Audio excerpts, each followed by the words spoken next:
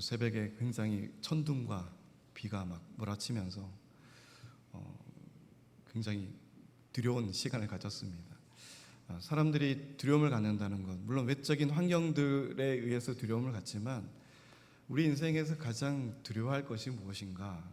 경외라고 하는 그 표현 안에서 그 답이 들어 있습니다. 우리의 경외의 대상, 바로 하나님이 가장 우리가 두려워해야 될 대상이시죠. 물론 우리에게 긍휼과 사랑을 베푸시는 인자하신 하나님이시지만, 아까 우리 권사님이 기도하신 것처럼 죄에 대해서 우리가 차갑지 아니하면 하나님께서는 언제나 우리에게 이런 징계를 내리시고 돌이킬 수 있는 또한 시간을 우리에게 주시는 하나님인 줄 믿습니다. 그런데 우리가 보통 가장 두려워하는 것은 눈에 보여지는 것 아니겠어요? 눈에 보여지고 우리가 현실에 맞닥뜨려져 있는 그 현상들 앞에서 우리가 쉽게 지치고 낭망하고 쓰러지고 넘어질 때가 있다는 것입니다. 오늘 하나님께서는 이 다윗을 통해서 헤세드, 하나님의 은총, 은혜라는 것을 오늘 9장을 통해서 무비보셋에게 베푸신 다윗에게 베푼 그 은혜로 말미암아 하나님의 은혜가 무엇인지를 깨닫게 해 주셨고, 또 오늘도 마찬가지로 다윗은 은혜를 베푸는 다윗의 모습을 볼 수가 있습니다. 9장에서는 요나단의 아들 무비보셋에게 은혜를 베풀었죠. 절름발이었지만 사울의 손자였고 마지막 또 남은 왕족의 혈통으로서 어찌 보면 죽음을 기다리고 다윗에게 경계의 대상이 되어야 될 그 사람이 정말 나중에 그 은혜를 깨닫고 다윗 앞에서 엎드려져서 정말 이렇게 죽어가는 개 같은 나에게 베푸는 그 은혜를 감사하며 쓰러지는, 넘어지는 그 은혜 앞에서 완전하게 철저하게 낮아지는 무비보셋을 보았습니다. 그리고 그에게는 정말 왕 같은 족속에게 베풀어지는, 상에서 베풀어지는 음식, 그 모든 왕들과 함께하는 그 모든 자리에 빠짐없이 참석하는 왕족으로서의 공유할 수 있는 모든 것들을 함께하는 무비보셋을 볼 수가 있었어요. 은혜 앞에서 우리가 하나님 앞에 철저하게 낮아지고 넘어지지 않으면 우리는 은혜를 맛볼 수가 없습니다. 그러니까 은혜를 깨닫고 은혜를 맛본 사람만이 하나님 앞에서 쓰러지고 넘어지고 잡아갈 수가 있는 거예요. 은혜를 깨닫지 못하고 은혜 앞에 우리가 그것보다도 더 덮는 것들이 있습니다. 그것이 바로 우리의 욕심입니다. 내 욕심이, 내 생각이, 내 주장이 하나님의 은혜를 앞에 서서 포장하게 될 때 그것이 교만이라고 하는 그런 모습으로 우리에게 나타나고, 하나님께서 가장 멸시하고 저주하는 것이 바로 이 교만한 자들 아니겠어요? 하나님이 계시지만 하나님이 없다라고 생각하고 자신의 생각과 인생을 하나님 앞에서 철저하게 먼저 내세우는 사람들, 은혜를 저버리는 사람들의 모습입니다. 오늘 10장을 읽어보시면 다윗이 암몬 족속과 전쟁을 일으키게 됩니다. 그런데 다윗에게 먼저 전쟁을 일으키는 요인이 있는 것이 아니었다라고 하는 거예요. 10장 1절을 보시면 그 후에 암몬 자손의 왕이 죽고 그의 아들 한운이 대신하여 왕이 되니 다윗이 이르되 내가 나하스의 아들 한운에게 은총을 베풀되 그의 아들 아버지가 내게 은총을 베푼 것 같이 하리라 하고, 다윗이 그의 신하들을 보내어 그의 아버지를 조상하라 하니라. 다윗의 신하들이 암몬 자손의 땅에 이르매라고 했습니다. 암몬 족속과 모압 족속은 롯의 자녀들이죠. 어찌 보면 손자가 될 수 있고 또 자식이 될 수도 있는 그런 모호한 관계에 있는 사람들입니다.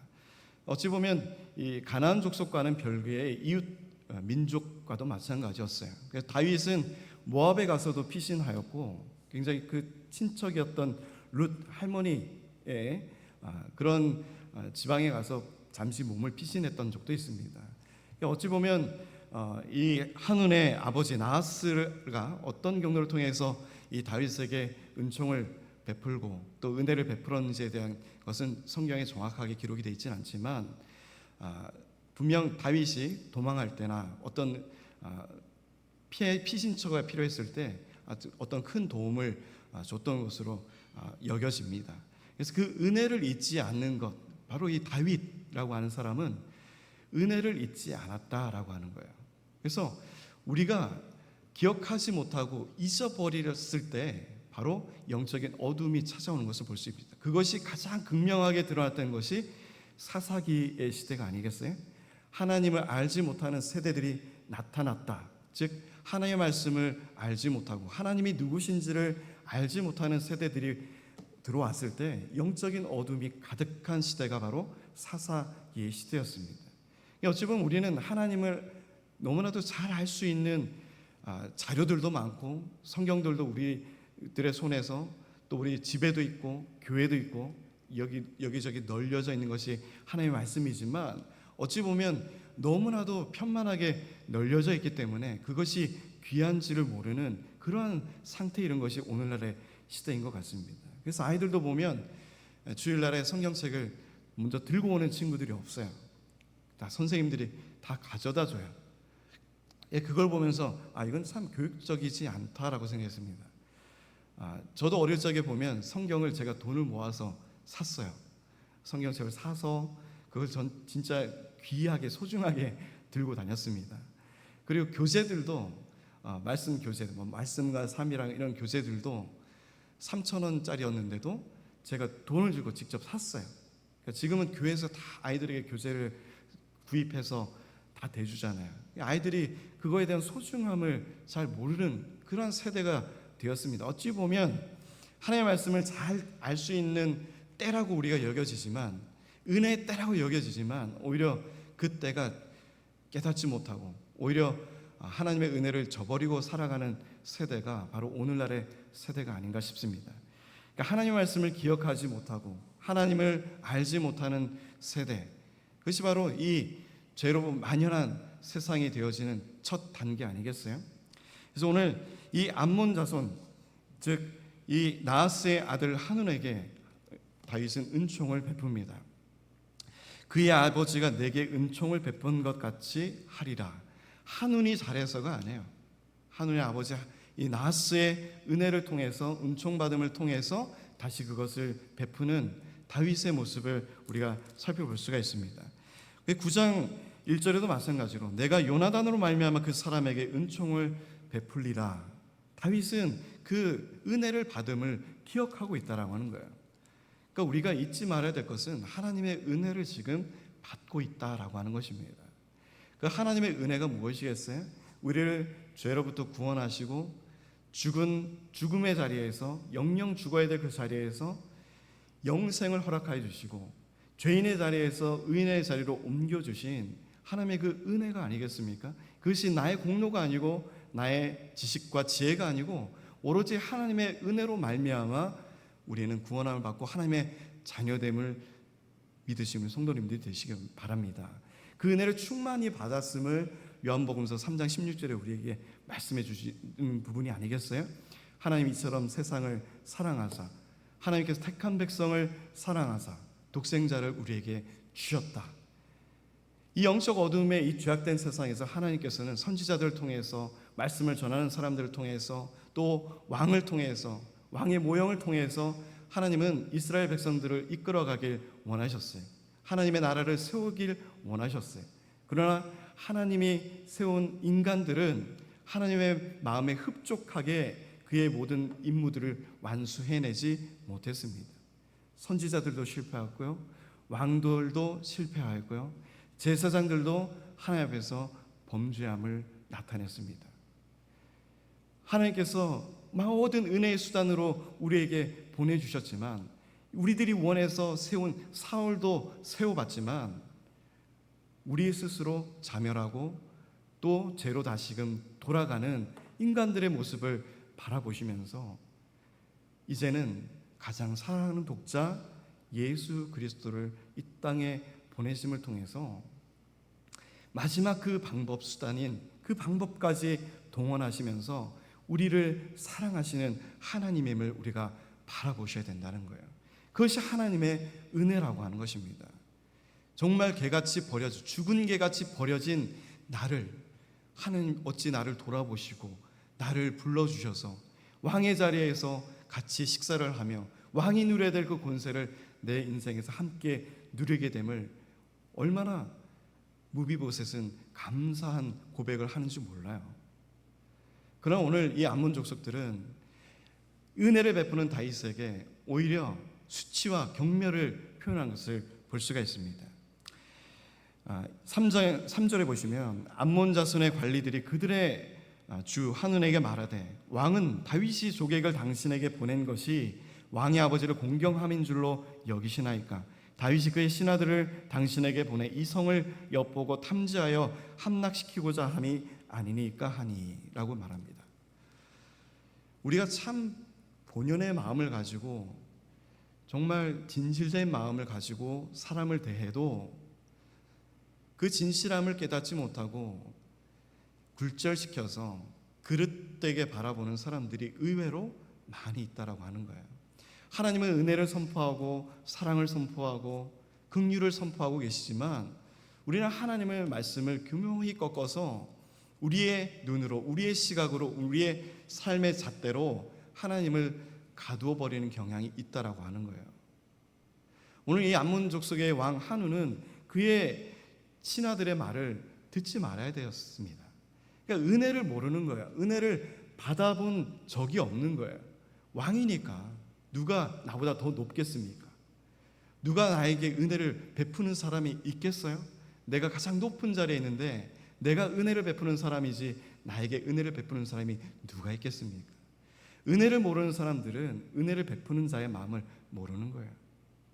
사랑을 받지 못하는 사람들, 사랑을 내가 베풀지 못하기 때문에 사랑을 받지 못하는 거예요. 내가 베푸는 만큼 돌려받게 돼 있습니다. 내가 대접하는 만큼 대접받게 돼 있어요. 어디 가서 어떤 상황에서 내가 굉장히 딱딱하고 기계적인 상황이 되는 것은 내가 그 상황을 경험해 보지 못하고 유연하게 대처해 본 경험이 없기 때문에, 그래서 다른 사람들에게 불편함을 만들게 되는 그런 요인들입니다.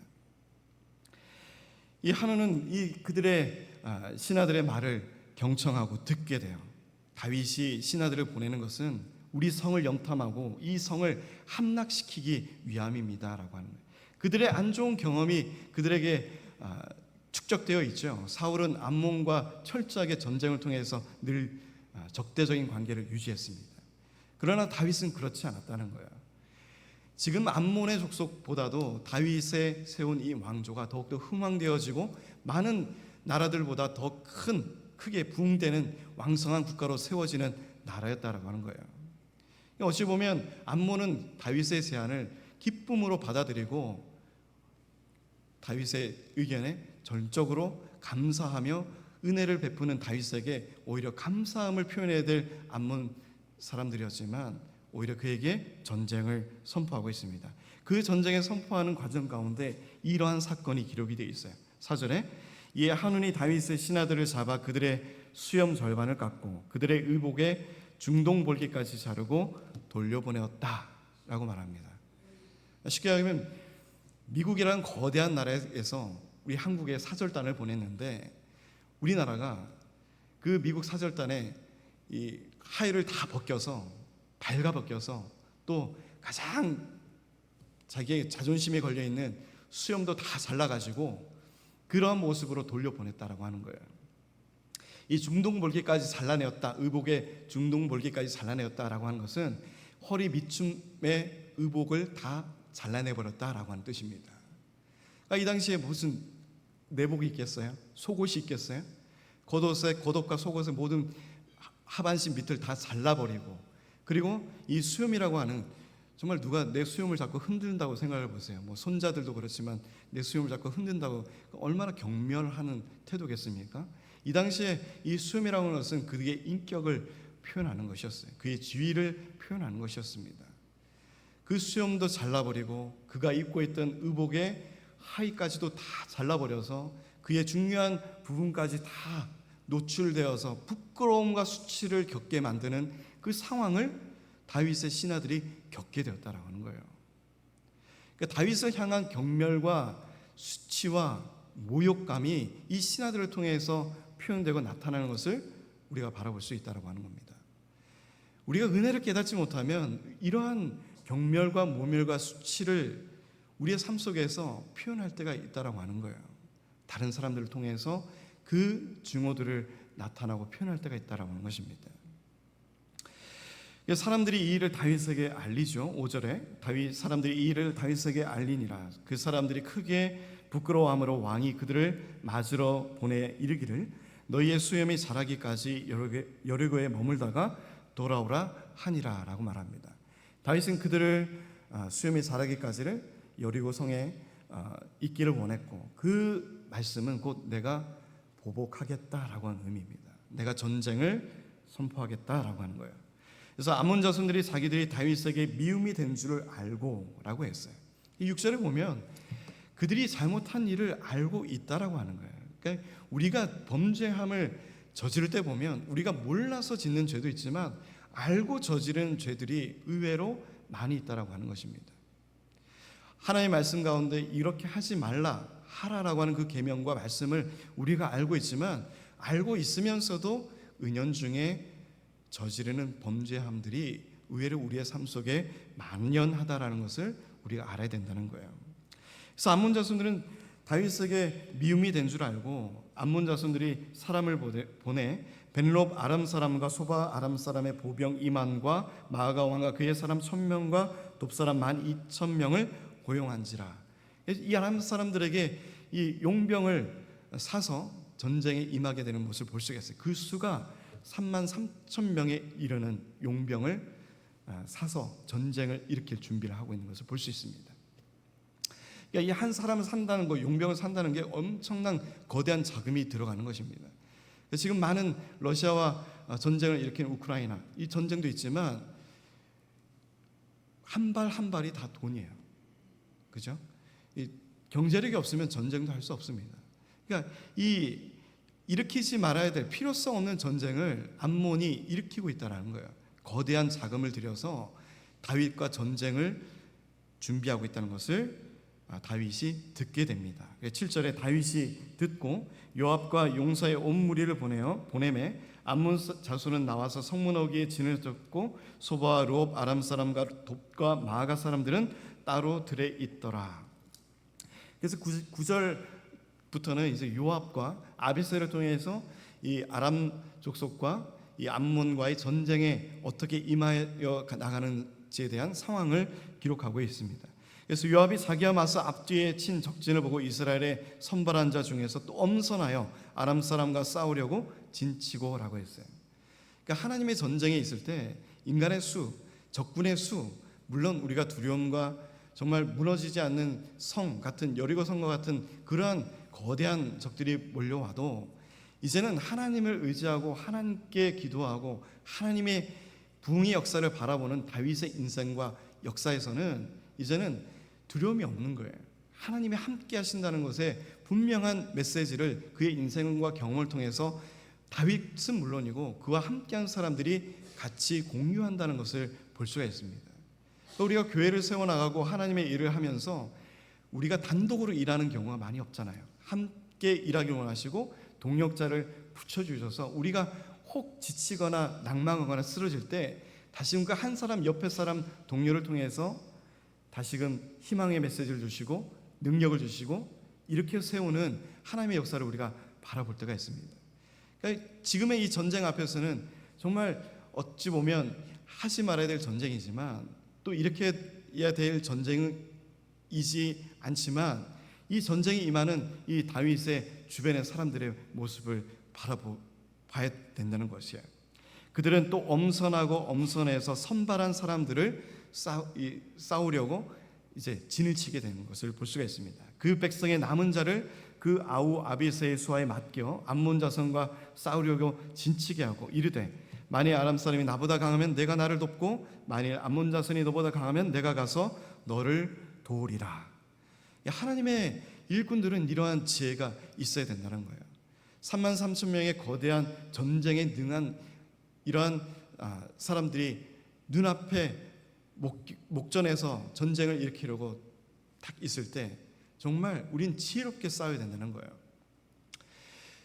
먼저 너를 도와서 또는 너가 나를 도와서 싸우리라.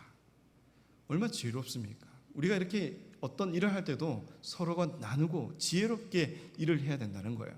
누가 독단적으로 내가 이 일을 다 하겠다, 내가 전쟁에 내가 먼저 나서겠다, 이렇게 한 것이 아니에요. 항상 하나님이 이끄시는 그 전쟁은 항상 지혜로운 전쟁의 역사가 기록이 되어 있는 것을 볼 수가 있습니다. 하나님이 간섭하여 주시는 전쟁, 우리가 이겨낼 수 없고 정복할 수 없는 그 전쟁 앞에 하나님께서 먼저 일하시고 싸우는 그 전쟁은 늘 승리가 보장되어져 있다라고 하는 거예요. 내가 가서 너를 도우리라. 12절에 너는 담대하라. 우리가 우리 백성과 우리 하나님의 성읍들을 위하여 담대히 하자. 여호와께서 선히 여기시는 대로 행하시기를 원하노라 하고 라고 말합니다. 그러니까 요압과 아비새는 철저하게 하나님을 바라보고 있다는 거예요. 그러니까 전쟁에 내 목숨을 잃을 수도 있는 그러한 상황 아니겠습니까? 두려움이지 않겠어요? 전쟁에 나간다는 것 자체가 두려움의 시간 아니겠습니까? 그러나 그 두려움을 이겨내는 것은 하나님이 나와 함께 하신다라고 하는 거예요.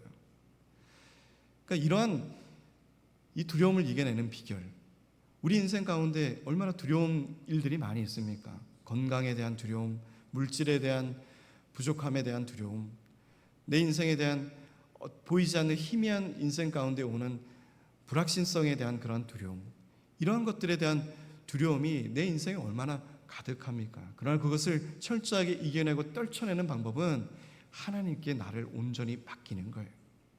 나의 생명도 하나님께서 모든 것을 이끌어내시고 주님의 손에 맡겼을 때 우리는 모든 것을 이겨낼 수가 있습니다. 죽음도 이겨낼 수 있는 거예요. 죽음도 은혜가 될 수 있는 것입니다.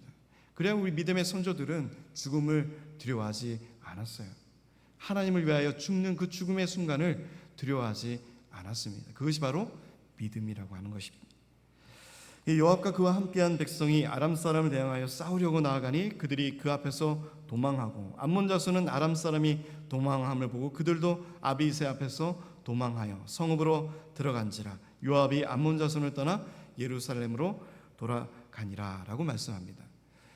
이 승리에 이끄는 이 전쟁에 대한 것은 자세하게 묘사되어 있지 않지만 이 두 절을 통해서 완전한 승리를 이끌어내신 하나님을 우리가 바라볼 수 있다는 거예요.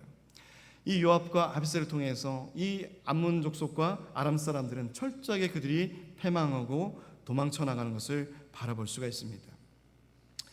그러니까 하나님을 믿고 의지하고 죽음을 불사하면서 나가는 그 전쟁 앞에서 오히려 하나님의 위대하심을 바라보는 적군들의 그 두려움의 모습을 우리가 발견해야 된다는 거예요. 하나님은 늘 우리를 먼저 승리의 깃발 앞에 먼저 꽂아놓고 계신 것을 바라보셔야 된다는 거예요.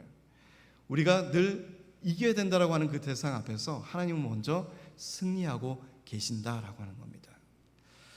그래서 아람 사람이 자기가 이스라엘 앞에서 패했음을 보고 다시 다 모이게 됩니다. 15절에 하다데셀이 사람을 보내어 강 건너 쪽에 있는 아람 사람을 불러내매 그들이 헬람에 이르니 하다데셀의 군사령관 소박이 그들을 거느린지라. 어떤 사람이 다윗에게 알림해 그가 온 이스라엘을 모으고 요단을 건너 헬람에 이르매 아람 사람들이 다윗을 향하여 진을 치고 더불어 싸우더니. 다시 힘을 모아서 다윗과 이제 싸움을 준비하는 아람 사람들을 볼 수가 있어요. 아람 사람이 이스라엘 앞에서 도망한지라. 다윗이 아람 병거 700대 그리고 마병 4만 명 또 그 군사령관 소박을 치매 거기에서 죽으니라 라고 말씀합니다. 그래서 2차적인 전쟁을 또 일으키게 되는데 다윗이 참전하여서 완전한 또한 승리를 이끌어내는 것을 볼 수가 있어요. 마병 4만 명, 병거 700대, 얼마나 큰 전쟁의 손실, 경제적 손실을 받았겠습니까? 아람 사람들이 이 암몬 사람들을 바라볼 때 이제는 정말 그와 함께 하고 싶은 마음이 없을 정도로 치를 떠는 이 전쟁의 완전한 패함을 우리가 바라볼 수가 있어요. 은혜를 받았지만 은혜를 깨닫지 못하고 오히려 전쟁을 일으키는 암몬. 하나님의 은혜를 우리에게 선포하고 계시지만 그 은혜가 무엇인지를 깨닫지 못하는 삶 속에서 나오는 비극적인 결말들이 이러한 오늘 10장의 말씀을 통해서 우리가 살펴볼 수가 있다는 거예요. 하나님 늘 우리에게 말씀을 통해서 헤세드, 은혜를 선포하고 계십니다. 하나님이 얼마나 우리를 사랑하는지에 대해서 말씀을 통해서 선포하고 계세요. 그 말씀으로 오신 예수 그리스도 바로 그 산 증거이십니다. 예수님을 통해서 예수님을 바라봐라. 그가 우리의 표대가 되시고 우리의 산 증거 되시는 분이 바로 예수 그리스도시다.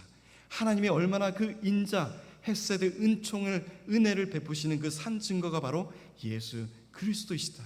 우리 앞에 삶에서 말씀을 통해서 우리의 성령 하나님을 통해서 마음에 감동을 주시고 그분을 깨닫게 하여 주시고 오로지 그 표대 한 분을 바라보면서 나아가기를 원하시는 하나님을 우리가 바라보셔야 돼.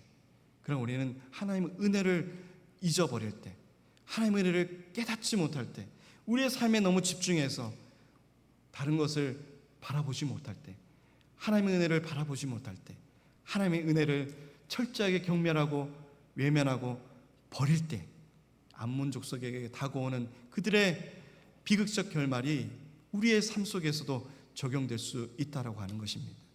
그러나 무비보셋과 같이 다윗에 베푸는 그 은혜를 정말로 하나님의 은혜로 받아들여서 철저하게 낮아지고 그 은혜를 받을 준비를 하고 있는 무비보셋에게는 그의 인생의 마지막 끝까지 하나님의 은혜가 충만하여진 것을 볼 수가 있어요. 두 발을 절고 불편한 몸을 가지고 손가락질 당하는 그의 인생이었지만 다윗의 은혜 앞에서 철저하게 무릎 꿇고 자복하며 엎드려지는 그의 은혜를 깨닫는 삶을 통해서 하나님은 넘치도록 그의 인생 마지막 가운데까지 은혜를 베푸시는 하나님을 바라볼 수가 있습니다. 오늘 이 말씀을 통해서 우리가 잊고 있는 하나님의 은혜를 다시금 기억하시길 바랍니다. 그 은혜의 산물, 은혜의 증거, 바로 다시 오실 예수 그리스도, 우리를 위해서 십자가에 죽으신 예수님, 그분만이 우리의 진정한 헤세드 산 증거이시고 믿음의 증거이며 그분만을 바라보고 나아갈 수 있는 우리의 인생의 표대가 되는 우리 믿음의 성도님들이 되시기를 주님의 이름으로 축복드립니다.